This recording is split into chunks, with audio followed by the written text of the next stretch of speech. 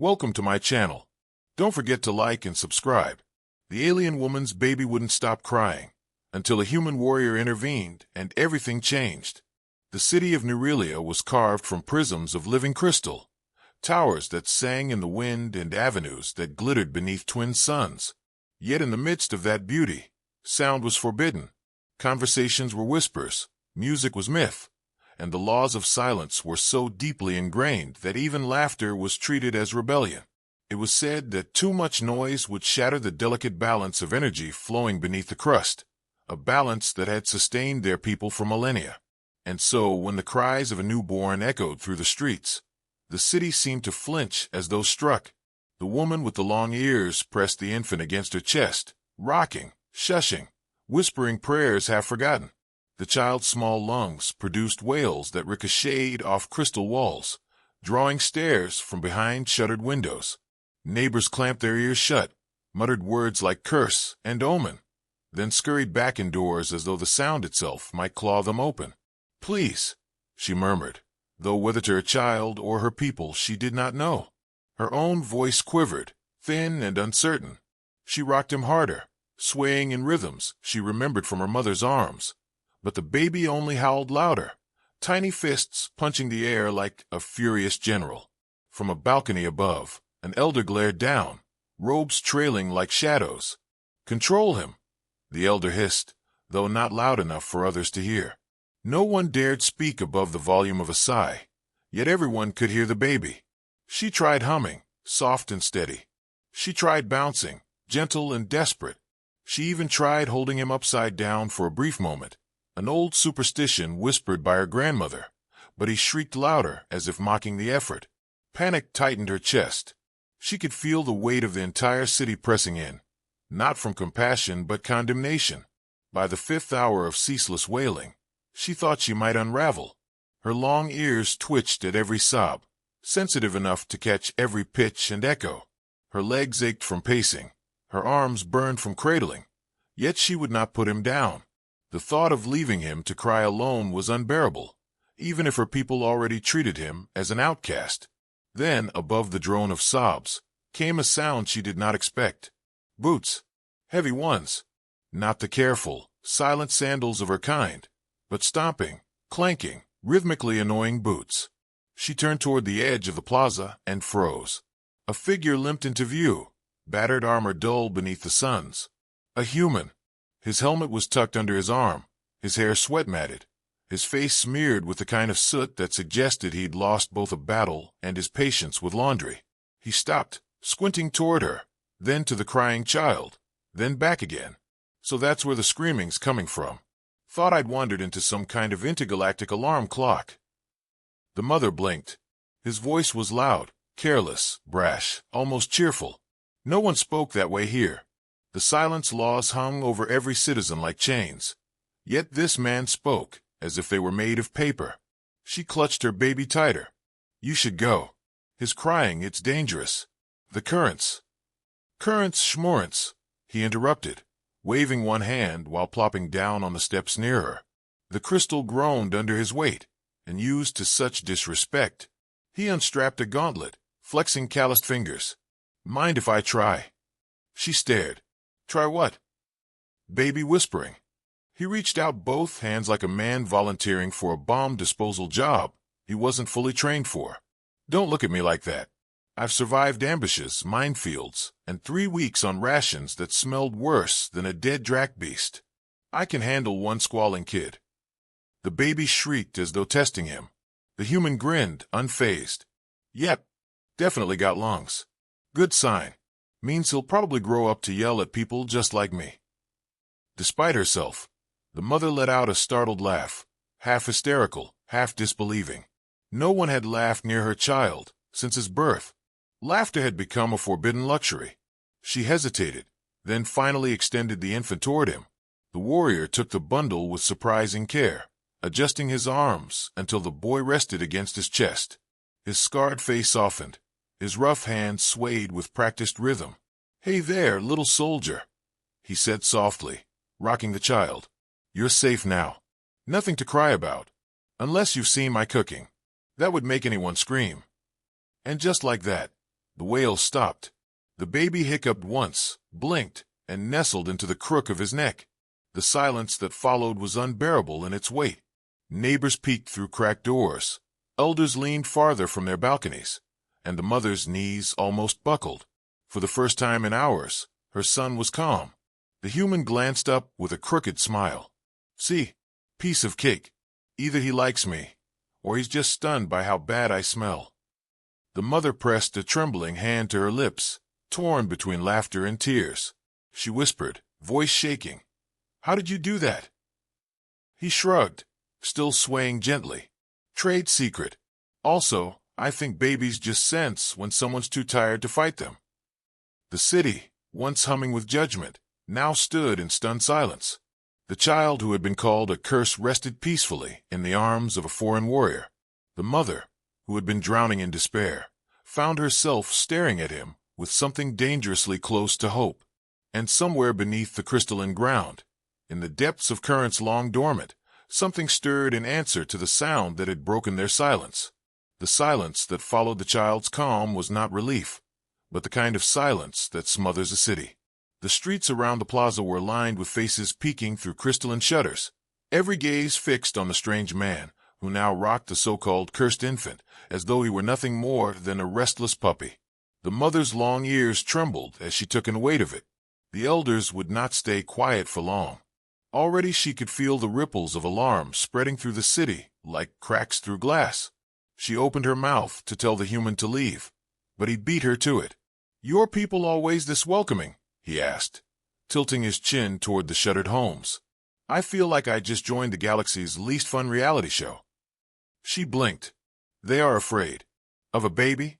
He chuckled, adjusting the child against his armored chest. "I faced warlords, mercenaries, and one very angry kitchen appliance, but this is the first time I've seen an entire civilization lose their minds over a naptime crisis." The child let out a soft sigh and snuggled deeper, as if mocking the city's terror. The mother glanced nervously around the plaza. "You do not understand. His cries, they are not ordinary. We believe they disturb the energy currents beneath the soil. Too much sound awakens them. It is forbidden." The human raised an eyebrow. "So, you're telling me the ground has what? Super-sensitive ears?" Her lips pressed into a thin line, but the way she averted her eyes betrayed the truth. Even she was no longer sure. Before she could answer, a sharp chime rang out from the far end of the plaza. 3 figures in obsidian robes approached, their faces shadowed beneath hoods, staffs humming faintly with stored resonance. The elders. Their arrival made the crystal towers seem to lean closer, listening. The warrior muttered under his breath, "Great. Here come the referees." He adjusted his grip on the baby, who, to his smug satisfaction, remained perfectly quiet. "Bet they're going to give me a noise violation." The eldest among them stopped at the base of the steps, his voice barely louder than a whisper. "You dare hold that child?" The warrior tilted his head. "Well, yeah. Someone had to. And guess what?" He stopped crying. "You're welcome." The elder's eyes flickered with both awe and fury. "This is forbidden. He is forbidden. The child must be removed." The mother gasped, stepping forward, her arms outstretched. "No, he is mine. You cannot." "Silence," the elder snapped, irony thick in his command. The human's eyes narrowed. "Funny rule, considering you're the loudest one here right now." A few hidden onlookers stifled nervous laughter. The elder's lips thinned. He turned his gaze on the warrior. "You are an intruder. Your presence here is unwelcome. Trust me," the warrior said with a dry smirk. "I didn't exactly plan this vacation. My ship got shot, my crew scattered, and I landed here with nothing but a headache and half a power cell. But I gotta say, your hospitality really sells the place." The baby let out a tiny coo. The sound vibrated faintly against the elder's staffs, and the humming grew louder, a resonance answering from deep below. Everyone froze. The mother's blood turned cold. "The currents," she whispered. The human looked down at the infant, whose wide eyes glittered like small suns. He stroked the child's back absently.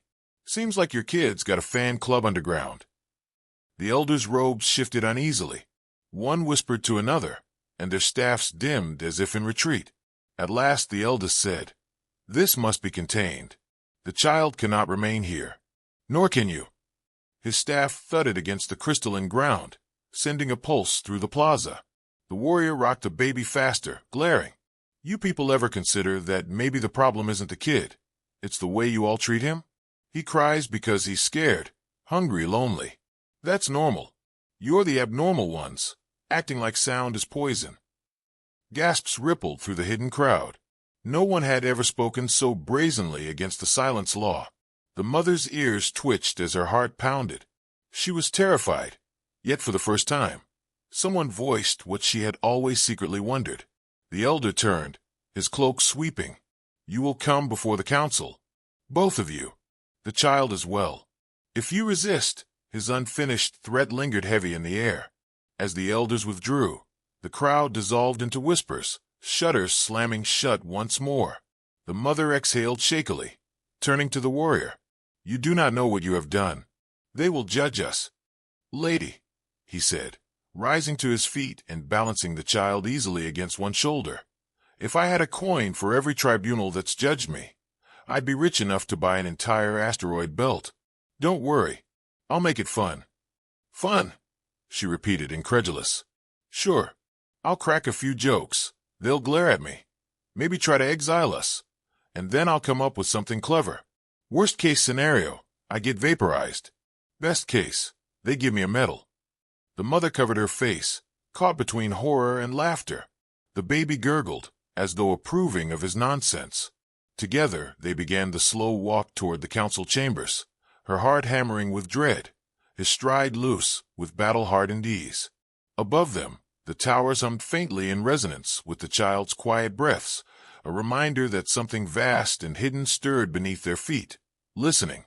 And though the city still feared every sound, for the first time in her life, the mother found herself wondering if silence had been the true curse all along. The council chamber was vast and echoing, a hollow cathedral of crystal where even the faintest breath bounced back as 1,000 ghosts.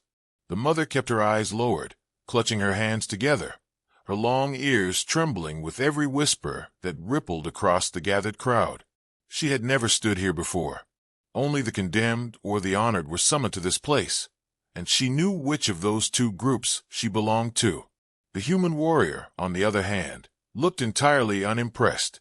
He strolled into the chamber as though it were a tavern, still carrying the baby on one hip, his armor clanking with each careless step. His voice carried far too easily when he muttered, "You guys ever heard of chairs with cushions? Whole place feels like a dentist's waiting room." Gasps rippled through the chamber. The mother nearly choked on her own breath. The elders, arranged in a semicircle upon raised platforms, shifted in their robes like statues coming to life. Their staffs glowed faintly, each one resonating with the hum of the energy currents. The eldest raised a hand. "You stand here accused of violating the law of silence. The child is a danger. The outsider amplifies his danger by defying our customs." The warrior rocked the baby absently, who yawned and drooled on his chest plate. "Danger, huh?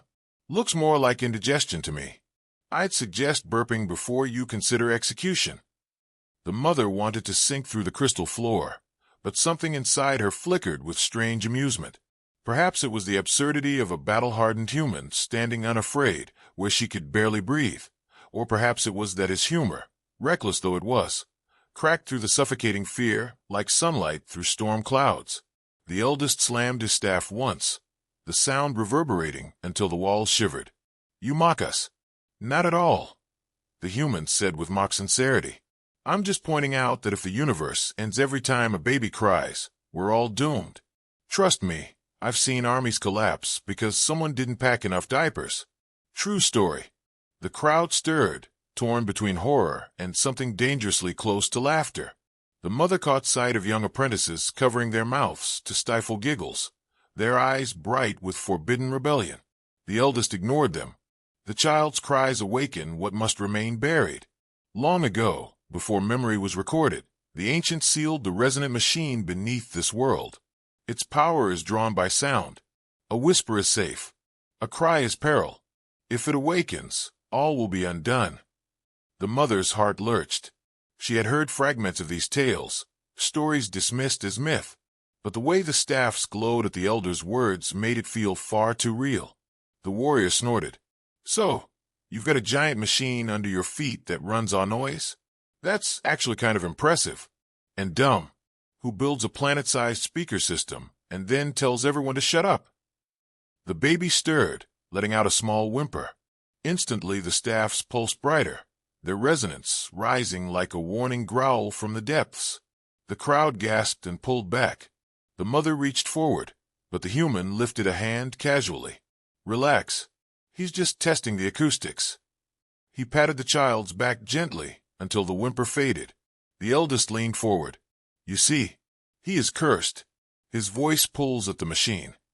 The human smile faded just slightly. "Or maybe he's the key to it. Ever think of that? Machines don't just wake up for anyone. If this kid's cries get a reaction, maybe it's not because he's a curse, but because he's special." The chamber went still. The mother's breath caught in her throat. Special, not cursed. She had never dared to imagine such a word spoken in connection with her child. The eldest's eyes hardened. Special or cursed, it matters not. He must be silenced. Forever. The mother cried out, stepping forward. "No." The warrior's voice cut through hers, sharp for the first time. "Try it, and I'll show you what loud really means." His tone carried no humor now, only steel, and the baby in his arms seemed to sense it, curling closer to him. The council shifted, staffs raised, the chamber trembling with their collective will. Yet even as they prepared to strike, something else stirred. The floor beneath them pulsed faintly with light, a slow heartbeat glowing through the crystal. The hum of the currents deepened, resonating with the baby's breathing. The mother's eyes widened. "It's answering him." The warrior smirked, though tension coiled in his shoulders. "Told you. Looks like Junior here's got backstage access to your ancient subwoofer." The glow grew brighter, spreading across the chamber floor in branching patterns. The elders faltered, their staffs flickering as though drained. Murmurs rose in the crowd, fear tangled with awe. The eldest roared, "Enough. The machine must remain sealed." The warrior cradled the baby closer, his eyes glinting. Maybe it doesn't want to be sealed anymore. Maybe it's been waiting for him. The chamber quaked, cracked spider webbing across the crystal floor. Somewhere deep below, a sound like a colossal chord reverberated, filling the air with vibrations that made teeth ache and bones hum. The mother pressed her hands over her ears, long tips trembling. Around her, people collapsed to their knees. Only the warrior remained standing, his grin sharp despite the chaos. "Well," he shouted over the noise, "guess we just hit play on your ancient mixtape." The baby laughed. Not cried, laughed, a bright, bubbling sound. And the resonance answered, rising in harmony, shaking the chamber to its core. In that laughter, the mother felt something impossible. Hope, sharp and wild, piercing through centuries of silence. The quake subsided as suddenly as it began, leaving the council chamber in a stunned, ringing silence. Cracks glowed faintly in the crystalline floor, veins of light stretching outward like roots seeking the surface. The elders leaned on their staffs, shaken for the first time in memory. The crowd stared wide-eyed, some in awe, others in terror. And in the middle of it all, the human rocked the laughing baby like nothing unusual had happened. "See," he said, grinning as though he'd just pulled off a party trick. "Told you he wasn't cursed. He's got rhythm. Can't say that for half the drunks I've met on space stations." The mother couldn't breathe. Her son's laughter still echoed in her chest, entwined with the impossible resonance from below. Every instinct screamed that the city was balanced on the edge of something vast and dangerous. Yet when she looked at her child, she saw not doom but a strange kind of joy. The eldest elder slammed his staff again, though the force of it seemed weaker now. "You cannot allow this to continue. The machine stirs, and if it awakens fully, it will destroy us all." The warrior raised an eyebrow. "Or it'll order us a pizza." Honestly, with ancient tech, it could go either way. A ripple of nervous laughter passed through the crowd. The elder glared, but the sound could not be erased. The silence laws were fraying, thread by thread, and the human's irreverence was tearing at the seams. The mother finally found her voice. If the machine answers to him, then perhaps it is not a weapon. Perhaps it is a gift. The chamber erupted in whispers. No one had dared call the buried resonant machine anything but danger. The warrior shot her a crooked smile, as if to say, "Welcome to the rebellion." The elders ordered them out, declaring the council adjourned until they could consult the records of the ancients, which, judging by the dust on their robes, might take until the next star collapsed. The guards herded the mother, the warrior, and the baby into the open air, but the crowd did not disperse.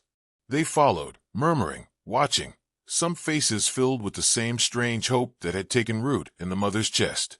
By nightfall, the three of them found themselves far from the council's reach, wandering the outer districts of the city. The warrior insisted they keep moving. "No offense," he said, adjusting the baby into a more comfortable spot against the shoulder, "but I don't trust your robed light show committee. They look like the type who'd ban laughter at weddings." "They have ruled for generations," she said, though the conviction was thin in her voice. "We survived because of the silence." "Or maybe you just survived in spite of it," he countered.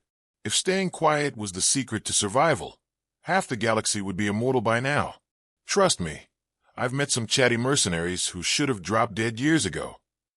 The baby cooed, clearly amused by his tone. The warrior grinned down at him. "See, kid agrees. He's got good taste." The mother covered her mouth to hide a laugh, but it slipped through anyway. It felt dangerous to laugh aloud, yet exhilarating too. They reached the edge of the city, where the crystals thinned into ragged plains. Here fewer eyes watched. The warrior sat heavily on a shard of stone, sighing as though the weight of a dozen wars pressed down on him at once. "So," he said, tugging off one of his boots and shaking out sand, "you got any idea what this giant underground jukebox actually does, besides make your people panic?" She hesitated. "I only know fragments. My grandmother once whispered that the ancients built a machine to speak to the stars themselves. That sound is a bridge, and silence was meant only as protection until the right voice came." He whistled low.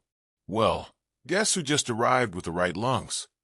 She glanced at her child, sleeping peacefully now against his chest. Her throat tightened. If it is true, if he is the one, then the elders will not protect him. They will fear him more. "Then we don't give them the chance," the warrior said flatly. "We figure out what this machine is for before they bury him with it." She stared at him, startled. "Why would you help us? You are not of this world." His jaw tightened, gaze distant for a moment. "Because I've seen what fear does. Whole colonies burned because someone thought difference was danger. I've lost people, good people, because cowards couldn't see past their own superstition. I'm not letting that happen to a baby." He glanced down, and his voice softened. "Besides," he drooled on me, "that's basically a blood oath where I come from." The mother laughed, a small, bright sound she hadn't heard from herself in months. "You are absurd. Absurdly heroic, maybe," he said with a smirk. "It's a curse." That night they camped in the shadow of the plains, the baby's quiet breaths mixing with the faint hum that now seemed to thread through the ground wherever they went.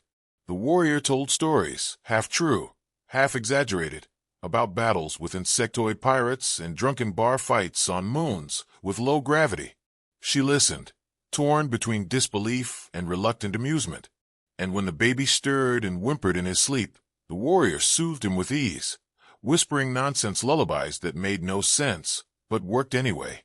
The mother lay awake long after, staring at the faint glow of the cracks in the distance, realizing her world had already shifted. The silence she had been taught to worship now felt suffocating. The laughter she had been taught to fear now felt like salvation. And beneath them, far below, the resonant machine pulsed again, faint but steady, as though waiting for the moment when the child's voice would rise once more. Dawn spread across the plains, with a trembling hum. The fissures that had split the city's crystal foundations now stretched for miles, glowing like veins of light beneath the soil. The mother held her child close, her ears quivering with every pulse. She knew the council would not wait long before sending guards. The machine was stirring, and they would blame her son for it. The warrior paced, chewing on a strip of dried ration as though this were no different from preparing for battle. "All right," he said, pointing toward the glowing cracks. "Either that's a planetary doomsday countdown, or your ancestors really like dramatic special effects. Either way, we're going down there." She stared at him. "Into the machine?" "Of course. I didn't crash on your planet just to babysit and then leave before the main quest. Besides, the kid's clearly the key. We'll figure out what this thing wants." The baby squealed happily, as if agreeing. By midday, they had reached the largest fissure, where the ground opened into a spiraling descent. The hum was louder here, a chorus vibrating with the child's every breath. The mother hesitated, fear clawing her chest. But the warrior offered his hand with a lopsided grin. "Come on. Worst case, we wake a god machine and it vaporizes us. Best case, it gives us free Wi-Fi." She laughed despite herself and took his hand. They descended into the machine. Crystalline walls glowed brighter the deeper they went, resonating with the child's soft babbles. The air thrummed like a living song. At last they emerged into a chamber so vast it seemed to stretch into infinity, filled with suspended strands of light, vibrating like the strings of an enormous instrument. The mother gasped. "It is alive." The warrior whistled low. "Looks like somebody built a harp the size of a solar system. Bet the maintenance bill's a nightmare." As if answering, the strand shivered. A note rolled through the chamber, deep enough to shake their bones. The baby giggled, reached out, and let out a cry, bright, piercing, but filled with joy. The strands lit up in response, harmonizing with his voice. The whole chamber sang. The mother fell to her knees, tears streaming. "He is not cursed. He is chosen." The warrior shifted the baby higher on his shoulder, grinning like a man who'd just cheated death again. "Told you. Kid's got talent. Sign him up for the galactic choir." The machine's voice swelled until it became words in their minds. "Long have we slept. Long have you silenced the world. Sound is life. Sound is connection. Through the child we awaken." The mother bowed her head. "What do you want of us?" "To restore what was broken. To bring your people back into harmony. Silence was protection, but it has become a prison. Through him, you will learn again." The warrior muttered, "See? Not a curse, not a doom. Just a really enthusiastic babysitter system." The machine pulsed one final time before dimming, leaving only a faint hum in the air. The baby sighed contentedly and fell asleep against the warrior's chest. When they climbed back to the surface, the council and half the city were waiting. Guards bristled, elders raised staffs, but the people were restless, whispering among themselves. The fissures glowed softly beneath their feet, undeniable proof of what had awakened. The eldest elder pointed a trembling staff at the child. "You have doomed us all." Before the mother could answer, the warrior stepped forward, his voice carrying with unshakable ease. "Actually, your kid here just saved you." The machine didn't wake up angry.